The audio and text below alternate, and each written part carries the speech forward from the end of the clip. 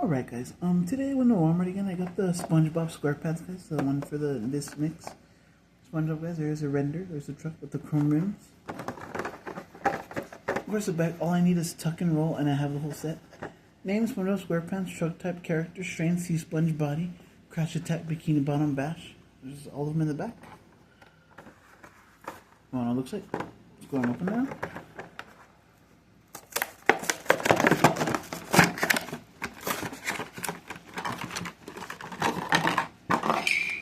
Okay, well this is a re-release. You don't know that. There's the SpongeBob body, and then the door from his pineapple. And the pants right here.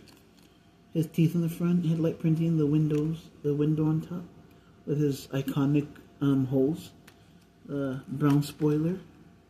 This side's the same as well. Chrome motor, chrome rims and beadlocks, Hot Wheels on the tires. Really shiny. Look at that.